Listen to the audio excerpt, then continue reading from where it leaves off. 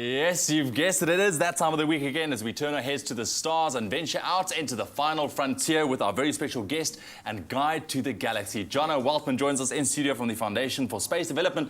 We're talking about DD this morning. We're not talking about Dexter's evil sister who just wanted to push buttons all the time. No, DD is in fact a new dwarf planet that was discovered. Morning, Jono. Lovely to have you, brother. Good morning.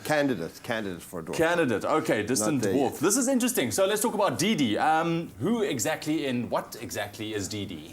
DD is an icy planetoid that was discovered in 2014 by the Blanco telescope in Chile. And it's orbiting in this area called the scattered disk. Okay. And it's the second furthest away object we've ever tracked the complete orbit for.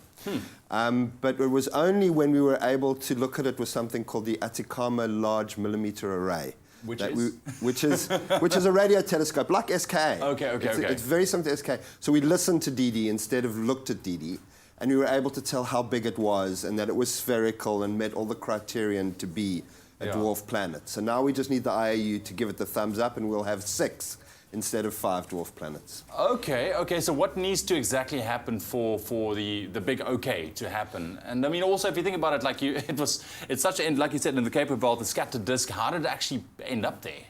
Okay, so a dwarf planet has 2 of the 3 planet criterion. One is that it's spherical, or what we call hydrostatic equilibrium, and 2 is that it orbits the sun. It doesn't orbit around another planet. That would make it a moon.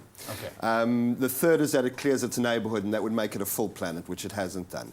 The scattered disk is something we don't understand that well in terms of its formation. At the very edge of the planets, we have the Kuiper Belt, and at the very edge of the solar system, we have the Oort cloud, where all the comets come from. And in between that is a very scarcely populated area called the scattered disk, which is likely because of Neptune and the other big planets pushing objects out into that area. There we can see. So yeah, it's pretty much outside the Kuiper Belt. And we think that there are thousands and thousands of little planets like Eris, which we know is a dwarf planet, and like DD, that are just waiting to be discovered, and that our cosmic background is much fuller than we think it is. So I think this begs the question, we're going on about DD being a planet, or maybe it's not yet, we're still going to be, figuring that out, but what's the significance of a discovery like this? Well, it just shows how the technology is advancing. We've spoken about Planet 9, which we suspect to be out there because of the readings we're taking, the hypothetical planet, and developing these tools to, first of all, trace an orbit, then to be able to look at a planet or a planetoid and understand its size, its characteristics. All of these tools that we're developing are going to allow us to explore much further in our own solar system than we've ever done before. And so we can transpose these techniques, and we can hopefully use them to find the mysterious Planet 9 that we've all been waiting. We know is there, but we're waiting to discover. We know it's there, we're waiting to discover it. Yeah. I love that. I need to spend a whole day with you, man. Yeah, very interesting. Thank you so much for joining us this morning.